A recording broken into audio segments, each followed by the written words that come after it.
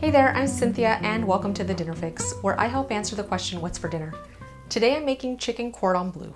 Now if you're not familiar with chicken cordon bleu, it is a chicken breast that has been stuffed with ham, with Swiss cheese, breaded and then fried. It's absolutely delicious, and it's a dish that was actually really popular in the States beginning the late 1960s and into the 70s.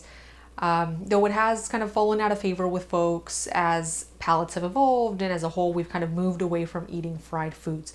That being said, there's no reason why you shouldn't make this throwback any night of the week. Despite the fancy French name, it's surprisingly simple to make, and you don't have to fry it for it to be delicious. The version that I'm going to be making today is actually breaded and baked to cut on some of those calories. And I will be serving this cordon bleu accompanied by a simple rice pilaf and then some roasted green beans, which will cook in the oven alongside the chicken. So stick around, watch how I make it, and thanks in advance for subscribing. First order of business in making our cordon bleu is preparing our chicken. So I have here 2 chicken breasts that I've pounded to an even thickness. These are about 3/4 of an inch thick. If they're a little thicker, it's okay. The most important part is that they're just an even thickness so that they cook evenly. So what I'm going to do is I'm going to take a paring knife, and I like using a paring knife for this because it just gives me better control, but we're going to cut along the side of the chicken breast, and it's easier if you kind of put this down, but as you can see I'm making an incision about 3 inches long, and we're going to make it about 1.5 to 2 inches wide, and the goal is to make a pocket just like this, where we're going to stuff our ham and our cheese. So I'm just going to kind of work this or open this up gradually. You just want to make sure that you aren't cutting all the way through to the other side and then cutting holes, right? So you want to make sure that it's even thickness as you're cutting through. So just, take your time with this. It's easier to cut a bigger hole than it is to stitch it back up once you've cut it too big. So, don't rush this.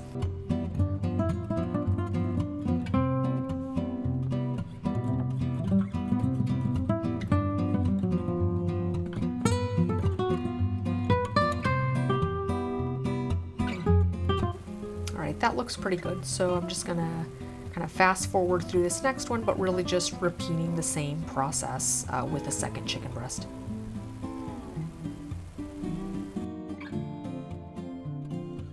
Alright, so next step, I've got here some Dijon mustard. You could use regular mustard in a pinch, but Dijon is most traditional for this, and I'm just using a pastry brush. I'm just going to brush this all along the inside of both of these breasts. If you don't have a pastry brush, you can use, just the back of a spoon for this, but you just want to make sure that it's coated evenly on the inside, and this is going to provide a really nice balance and contrast to all the fat from the ham and the cheese that's going to go inside this chicken.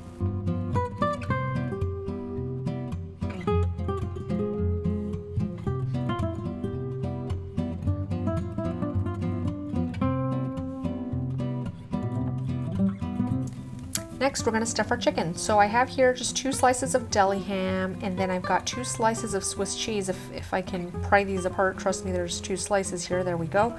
So 2 slices of Swiss cheese, and we're just going to take the cheese, we're going to put it on top of the ham, and we're just going to roll this up like a little taco, if you will. And then we're going to take this and we're going to stick it inside of our chicken breast. And that's about it. Pretty simple, right? So just going to repeat the process with the other chicken breast.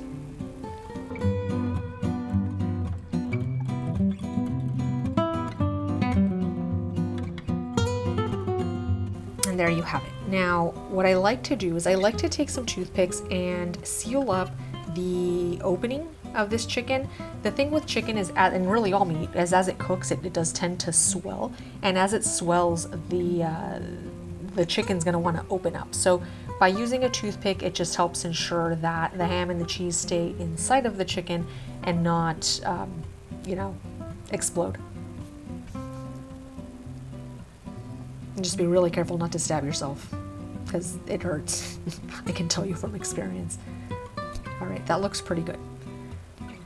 All right, let's work on our breading for our chicken. So I have 3 shallow bowls. one with flour, one with some coarse breadcrumbs, and one with egg. And to this bowl with egg, I'm also adding a tablespoon of water. We're just gonna give that a whisk, and this is gonna make a nice egg wash.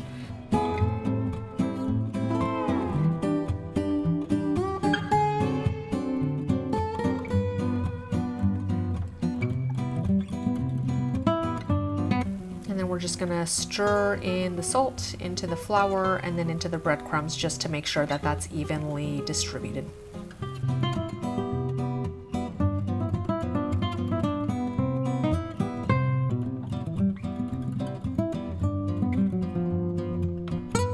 Before I forget, we also want to add a tablespoon of olive oil to the breadcrumbs. This is going to ensure that we get a really nice golden crust on that chicken as it bakes in the oven.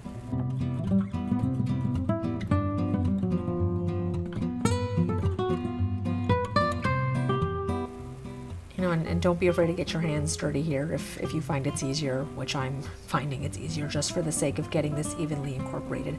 But that looks pretty good. So let's bread some chicken. I'm gonna take one of our chicken breasts that we prepared earlier. I'm gonna dredge it in some flour. And I'm doing this first because if I were to just dip this in egg and then breadcrumbs, what would happen is the egg has nothing to stick to, so it would just run right off of the chicken.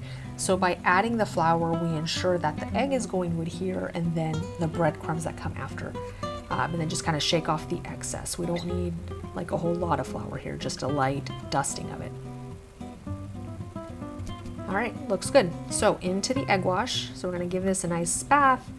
Ensure that it is completely coated all over. And then into our seasoned breadcrumbs. Just make sure you coat that on all sides. You want to kind of just press that in there, help it along.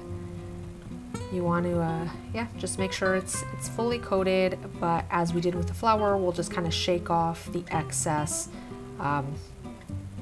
to ensure that it's a nice even coating.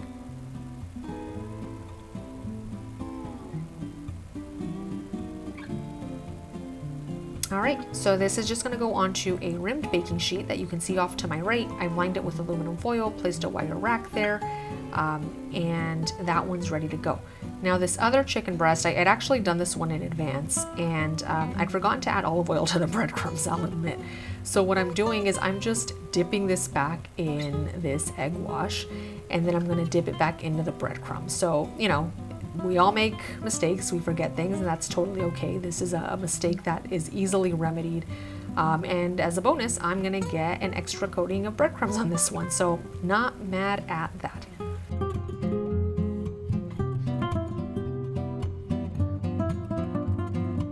All right, so these bad boys are gonna go into a preheated 400-degree oven, and they're going to bake for about 25 minutes until cooked through. Moving on, let's make our pilaf. So I have here just a small saucepan. There's a little bit of olive oil in there. I'm gonna add some minced onion and then some rice. And this is a pretty typical preparation for a pilaf. We want to kind of toast the rice in fat, in this case olive oil, until it's nice and golden brown. So I'm doing this over low heat, and this is gonna take about 6 to 8 minutes. You don't have to stir this constantly, but you definitely want to stir this frequently and keep your eye on it, because it will burn quickly if left to its own devices. So here you can see this has picked up some color. It's been toasting for about 6 minutes now. The rice is nice and kind of golden, and I really do hope you can see that. I'm not sure if you can, but trust me. And then the onion is also translucent. So at this point, what we're going to do is we're going to add some chicken broth, and you want to do this carefully and slowly, because you do have hot oil, you have water in the chicken broth, and water and hot oil aren't the best of friends, so just be careful pouring that in. And I'm just trying to get the rice off of this spoon, but we're just going to clamp a lid on this, and we're going to cook it until it's cooked through, 15 minutes. Next up, last side are green beans. So these are just some green beans that I have trimmed. I've rinsed these and allowed them to dry, just adding them to a rim baking sheet. Going to drizzle these with some olive oil. Really simple seasoning on this. I mean, we're making chicken, we're making rice. I'm trying to keep the vegetables super simple. So just gonna season this with some kosher salt, some fresh cracked black pepper, and that's really all there is to it. Just gonna give this a toss with my hands just to kind of incorporate everything. And then we'll just spread this out into a nice even layer, and this is going to go into the oven where it's going to cook alongside our green beans, and this is, alongside our chicken, and this is going to take about 15-ish, 20 minutes, and then you just want to make sure you kind of toss that halfway through cooking.